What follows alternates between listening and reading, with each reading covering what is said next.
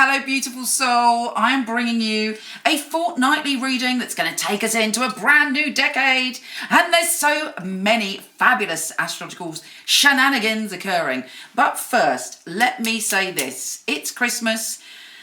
You know, whether you're into Christmas or not into Christmas, it has a big impact on us all. If you are alone at Christmas, or you're feeling a bit down at Christmas, or you're going through some problems at Christmas, I send you all my love. I've had many terrible Christmases in my life, I can assure you, and I promise you things will get better.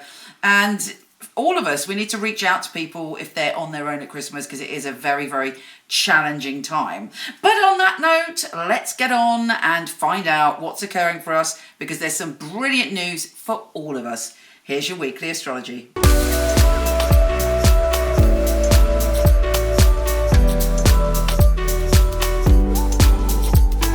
Hi, glorious Gemini. How are you doing, my intellectual friend?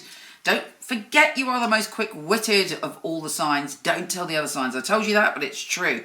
And your mind needs to be very, very focused, actually, on your emotions for the next 2 weeks. There's a very intense energy around you.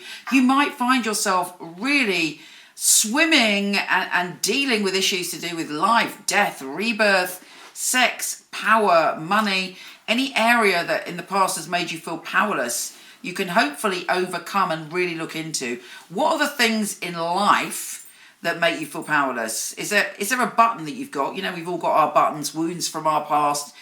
Is there something that you want to overcome and heal? You potentially can do it now. Also, potentially, you can come into your power in a brand new way, trusting in the very depth of your being, trusting your own power in situations, whereas maybe in the past you would have been insecure or felt powerless.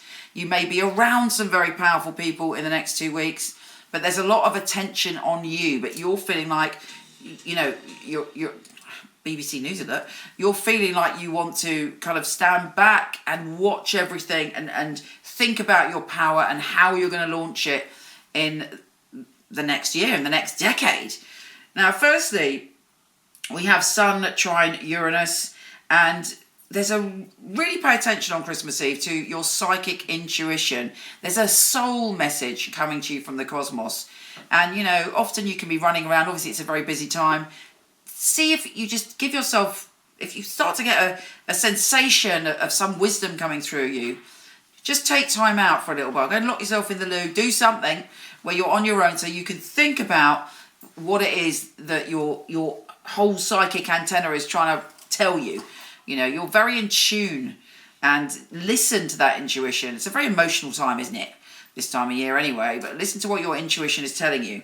We also have this mega new moon and solar eclipse. There's a change coming when it comes to your fears, when it comes to an issue, life, death, rebirth. I mean, if you've had anyone important in your life pass away, you will be thinking about them more this week, but maybe they're going to send you a gift, a message, or there'll be a strange coincidence where you'll feel connected to that loved one.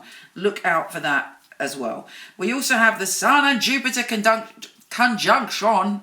It's amazing, so uplifting, so powerful, so important. Allow yourself to feel that, you know, take advantage of any positive opportunities that come to you right at the very end. Bloody hell, right at the very end as we tip into the next decade. Also, Mercury is shifting signs and taking you deep, deep, deep, deep, deep. Mercury is your ruler, taking you deep into that 8th house energy. You want to talk about deep things. You might find yourself talking about very intense emotions. Now, it might not be like you.